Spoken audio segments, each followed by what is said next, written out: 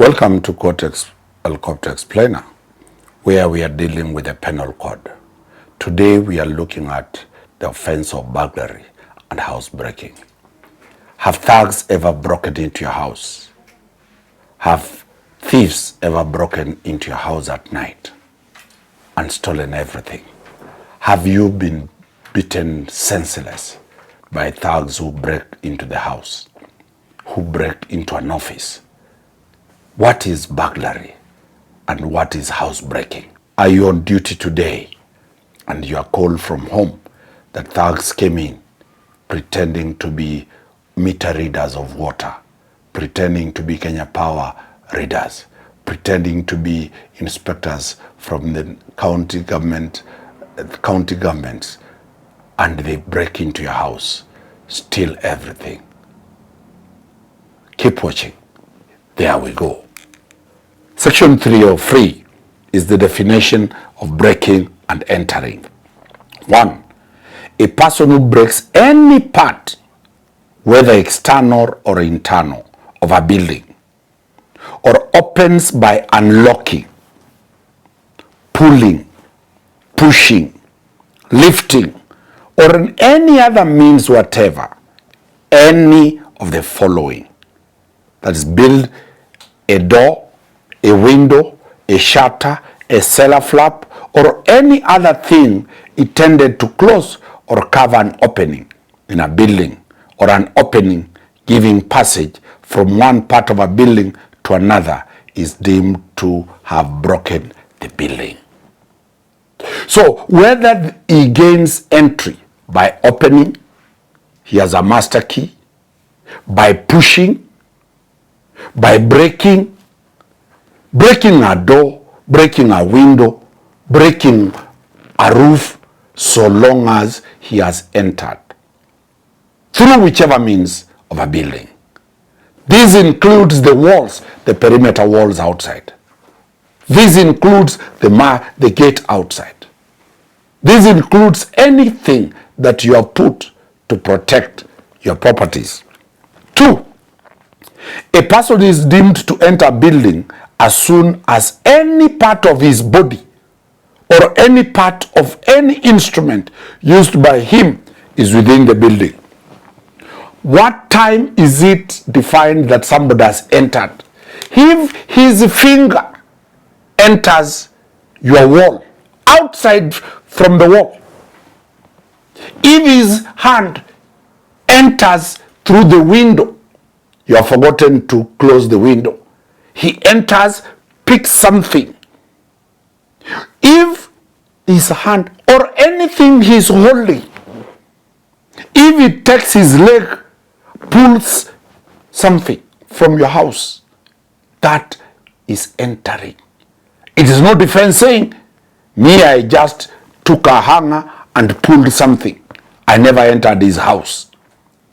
Section 7 of the Penal Code tells you any part of a body or any part of what your instrument you are carrying, if it enters somebody's house, that is entering for the purpose of housebreaking. 3.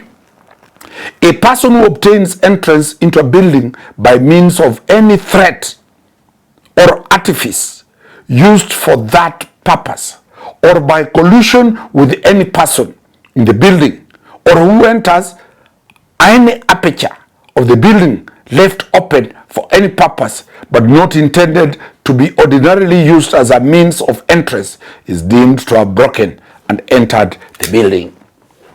1. If you come in through a chimney, that is entrance, that is housebreaking. If you enter once a house is being cleaned, you get in, hide under the bed. The owner is outside hanging the clothes, you hide under the bed. That is still housebreaking. If you arrange with a houseboy or a house girl, at night they open for you. When mdozi amelala, they open for you, you come in. That is housebreaking, my brother, my sister. You cannot say, me, I was allowed entry. If your house girl hides you inside the house so that you can steal and walk away without breaking anything, that is housebreaking. If you use a corridor, any form of entry, that is housebreaking. If a wife who is annoyed with the husband opens for somebody in collusion with the thief comes in, that is housebreaking. That is the definition, how wide it is for you to enter into somebody's building. 304, housebreaking and burglary. Any person who A, breaks and enters any building, tent or vessel used as a human dwelling with intent to commit a felony therein. B, having entered any building, tent, vessel, commits a felony called housebreaking and is liable for imprisonment for 7 years. If you commit housebreaking, 7 years. Remember, this is during the day. What about the night? The punishment, if it is at night, it is different. B, if the offense is committed in the night, it is termed burglary, and the offender is liable to imprisonment for 10 years.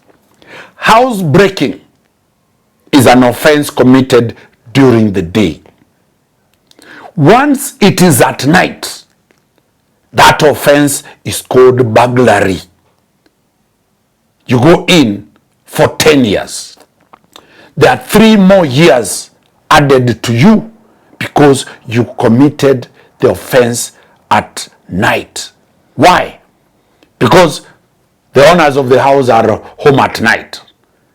A confrontation might arise and you kill the owners of the house. So that is why it is risky to enter somebody's night at night. Burglary is at night, 10 years. Housebreaking is during the day, 7 years. Wow. Avoid that. Remember, a house is not a permanent house. It is a dwelling house. Whether it's a manyata, whether ni nyumba ya makaratasi, that is a house. Don't go arguing that me, I never entered. It was a, see, ni Kaslam to I entered into a Kaslam area. That is a house, so long as it is a dwelling place. If you enter 305, if you enter that with a purpose of committing an offense, entering is 5 years. Whether you stole or you took anything, so long as you enter somebody's house with an intent of stealing. Remember, you are entering during the day, then the dog barks, you run away. Or you realize the owner is awake, he has not slept, you have not taken anything. You'll go in for 5 years. If you enter at night and you don't do anything, your sentence is 7 years. Breaking into a building and committing a felony. If you enter and you commit a felony under section 306, you go in for 7 years. If you breaking into a building with intent to commit a felony, that is 307, you go in for 5 years. If you are now found preparing to commit a felony, my friend, section 308 is very interesting. We'll have to read it for you to understand. 308, 1. Any person found armed with any dangerous or offensive weapon in circumstances that indicate that he was so armed with the intent to commit any felony is guilty of a felony and is liable to imprisonment for not less than 7 years and or not more than 15 years. If you are found walking near somebody's house armed, for example, with a mallet, with a nyundo, with a hammer, with a stone in a bag, gunia, you've not entered anybody's building.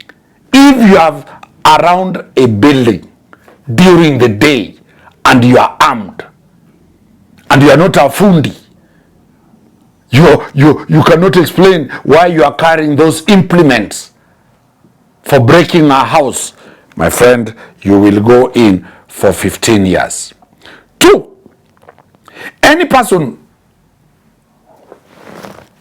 when not at his place of abode has with him any article for use in the course of or in connection with burglary, theft, or cheating is guilty of a felony, and where any person is charged with this offense, he will be taken and he will be jailed for that. What does this person do?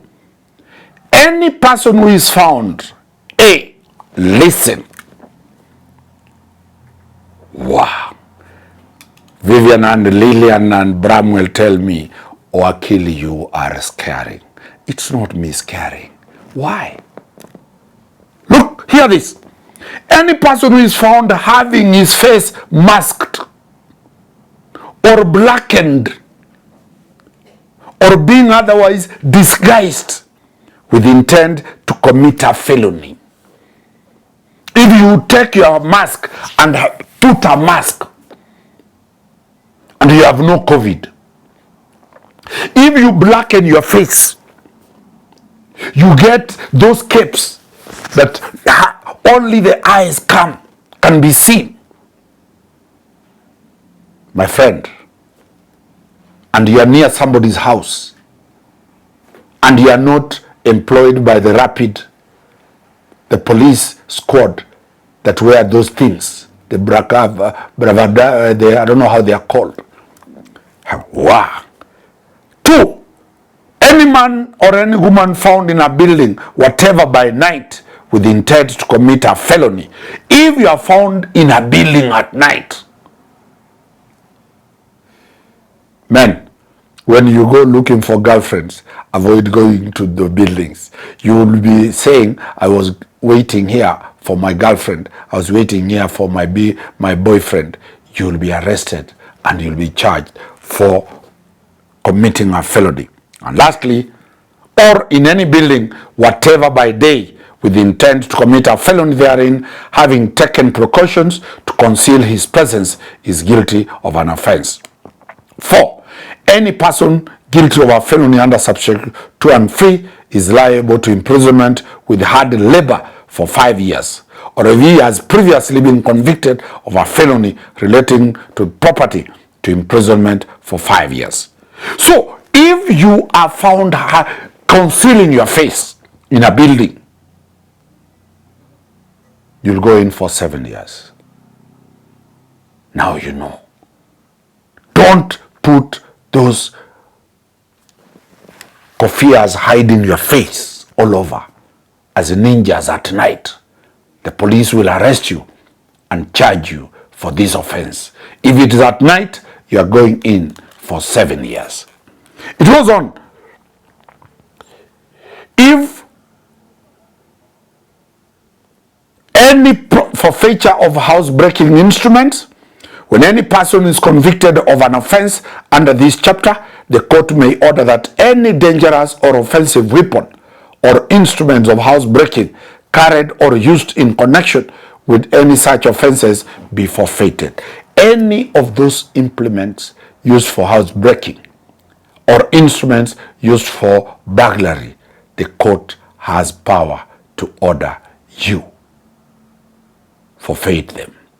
Now you know the difference between housebreaking, the ingredients for housebreaking, and burglary. The only difference is that housebreaking is during the day, burglary is during the night. 2, we have taught you, if you are suspicious, looking suspicious. Very many people ask, why are policemen on patrol at night? Actually, they are looking for people who are suspiciously dressed, carrying things that are suspicious. And the police, if they find you hiding your face, you'll never tell them that it's your right to dress that way. If you hide your face, you will be found to have committed an offense of intending to commit a felony, and you'll go in for 7 years. Keep watching Wakili Danstan Omari, bringing it to you as it happens. As we move to the next episode of false pretenses. Have you ever been obtained by false pretense? It is a serious offense. Very many people have lost cars. Somebody tells you he imports cars. You give him money, he does not bring it to you. Somebody tells you he'll take you to get you a job in Dubai. He'll get you a visa. He'll get you the green card, obtaining by false pretenses. Keep watching the next episode, because I know 90% of Kenyans, 90% of people have been obtained by falsely being made to believe that the person is able to do that. Wakili Danstan Omari, always my happiness to always bring you this explainer. Wakili Danstan Omari.